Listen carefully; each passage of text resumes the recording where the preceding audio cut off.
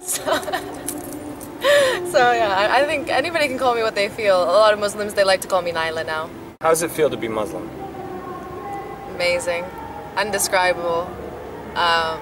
Sometimes when people touch my life or when Allah touches me, it's a feeling that I never thought I could feel. It's like overwhelming compared to any sense of happiness that I've ever had in my life before this.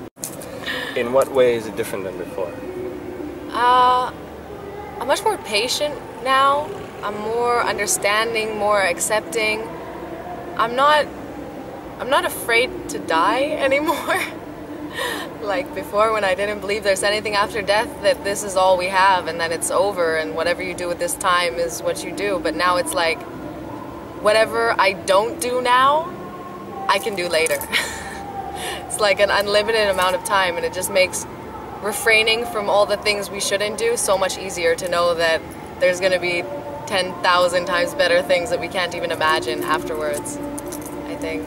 And yeah, I'm just a lot more at peace in my everyday life, in the way that I deal with people, in the way I deal with my work. How has it changed your everyday life?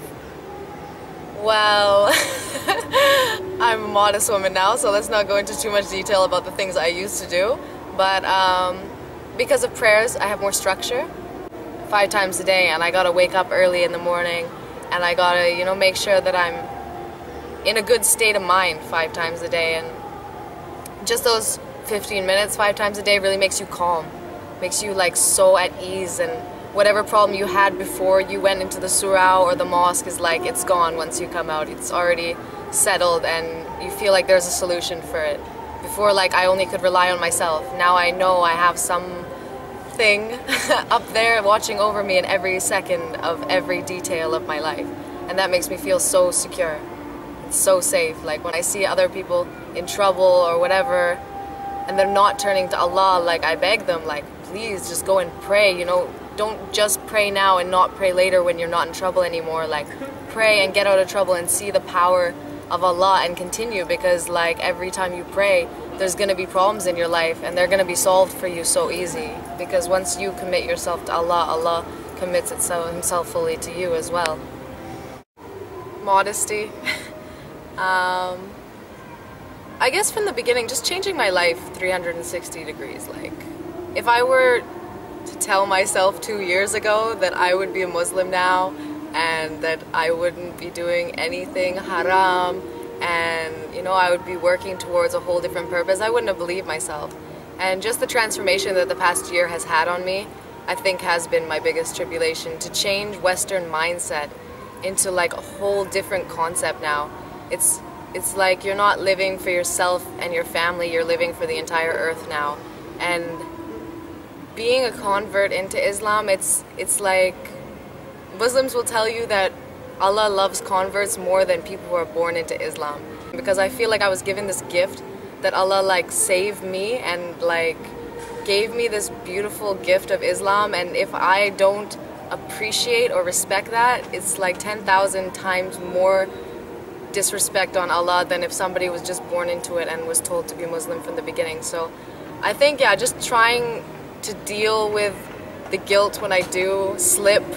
But I mean, everybody says Islam is easy, but I don't like to take it so easy because then I think I'm going to get lazy. They say like there's always a way and there's always a reason as long as you have the niyyah, the intention to do good and stuff, but I think like we shouldn't take it so easy like that, because we are given a beautiful gift that a lot of people, they'll never be so lucky to see this beautiful, caring, loving, giving society that Islam creates if it's done properly. Wow, when you asked the first part of the question, do I get support from other Muslims, I was going to say overwhelming amount of support. So yes, to your second part, is it overwhelming? Yeah, sometimes it really is. It's like every Muslim I meet, they want to give me something. Whether it's prayer beads or a prayer mat or a book or a Quran, like I have like... Or advice. Or advice. I have like 5 different versions of the Quran, different translations. I have one from 1980, like... I get some really crazy, cool gifts and advice and support from every Muslim. Like they when I tell them I'm a convert, their face like lights up like, mashallah, I'm so happy to meet you and welcome, and they want to hug me, and just like, you know, if you ever need anything, call me, if you need advice, if you need this. And it's, I never felt like I'm from Canada, so we do have a very good sense of community. Like when you pass by someone on the street, they'll greet you hello and, you know, whatever. So it is kind of like that Islamic value also, but the extent of it in Islam is like, mashallah, amazing. People just, they're so happy to see that you embraced Islam, and they also want your prayers, I think. Because the dua from converts is big. Maybe they have a little bit of their own intention in there, but genuinely I think mainly they're just really happy to see somebody have been saved from the dark side. No, I don't need a lot more now. I think I needed a lot more before, but now because I take everything a lot more easy now. And this is the test. This isn't the final frontier, you know, this isn't it. So everything that happens to me in this life, I'm a lot more easygoing on it, I guess. Much more calm. Yeah, much more calm. I've seen myself in a lot of situations recently that I would usually flip out, but kind of remind myself to take a breather and, you know, it's not a big deal. Yeah, I definitely wouldn't accept the fact that I'm wrong before. But maybe it's because I'm stepping into something that I knew nothing, well, little to nothing about. I did know a bit about Islam before. I knew a lot of Muslims, so. Because I don't know anything, I kind of have to be accepting of what people tell me more, and because I'm always looking for new information about Islam. Like I'm always, if I meet somebody who's got good knowledge, I really love to get into their conversation and hear what they have to tell me about Quran or Hadith or the history of Islam and how it's changed today or whatever the topic may be. So I think, yeah, I hope I don't go back to the same way before when I have a lot of knowledge. I don't think I will. I think I'll learn a good lesson from this, because it's good to be able to admit when you're wrong and accept good advice and good information from reasonable sources, I guess. Not from everybody. You do have to be a skeptic, because there's a lot of people who are full of a lot of nothing. I think it's really hard to convert people. Like, Muslims find my story really inspiring, and maybe somebody who's interested in Islam will find it inspiring, but it's not really our job anyway to convert people, because... Is it not? Doesn't say in the Quran. Well, I mean, only Allah can guide who He wills.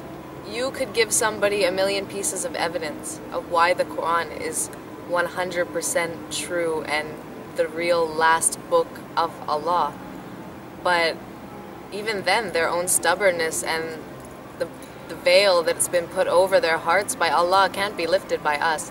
Of course it's our job to give right information, and where is asked to inspire and to show what a good Muslim is and where the truth of Islam lies. But I mean, if they're not meant to come to Islam, there's nothing really we can do about it. And I think that's the hardest part. I mean, if you see somebody has a very open heart, yeah, do your best, but don't push, never force. Because anybody who's pushed into something won't do it well, as opposed to, maybe to sound a bit full of myself, but me, like, I really dove into it because it was fully my choice. Tons of people have told me about Islam for years and years, and I didn't care. I was, whatever, I'm not gonna join this, and it has nothing to do with me, and it's all lies, or astaghfirullah azim. But yeah, I think if that person's willing to know and willing to open their heart, yeah, do all we can to show them the truth and tell from our own stories and use the Quran as evidence to back it up, because people relate more to something they know is real as opposed to what they know has been in a book. I think it's more the media perception of Muslims that make people turn away from the idea of ever coming to Islam or even looking to be interested possibly in it. I think a lot of Muslims do give a bad perception of Islam too, but I mean, you can't judge something based on everything. I study Christianity, I study Buddhism. Mainly, I don't like human influence of religion, which is why I don't base my opinion of religion on people, because if you follow what people are doing, then you're never going to see the truth. You need to really study it. And yeah, before I converted, I read the Quran. well, I read half of it in Ramadan, but I did a lot of research before. I put a lot of things into practice, such as patience, and I saw the benefits and the fruits of Islam come back to me before I decided. SubhanAllah, Allah sent me a lot of blessings to show me what's the miracle of Islam. So yeah, I did study a lot, and I did make sure that I read at least half the Quran before I converted, because stepping into a religion isn't something small. A year. A year? Yeah, I've been Muslim for a year, and I became veiled, or with a hijab, 2 weeks ago. I actually came to this decision a few months ago. I didn't really understand it before that. I know it says it in the Quran that we should cover from our hair and from our wrists to our ankles. So, but I was sitting at, I went down to the pool one day. I wanted to tan. So I went down in my dress and my bathing suit underneath. And at the pool there was a whole Muslim family. And the women were all at the side in their hijabs and in the shade. And the men were in the pool having fun and playing. And I felt so, and at this point, like, I didn't know that these Islamic values were inside of me. I was so shocked to see me feeling like this. I was so shy to take off my dress. I didn't want to take the attention of their husbands. I didn't want to make them feel uncomfortable. And I ended up not taking off my dress. I put my feet in the water. I listened to music, and I was just thinking about, why do I feel this way, and why does Allah ask us to cover? And it came to the conclusion that men are very visual, as most men will tell you, and they pick their women a lot more based on looks than women pick their men. For women, being a good sustainer, a provider, protection, caring, you know, these are all much more important for women than looks. So it kind of evens the playing field more. You know, it's a gift, our beauty as women. We were made the beautiful of the two.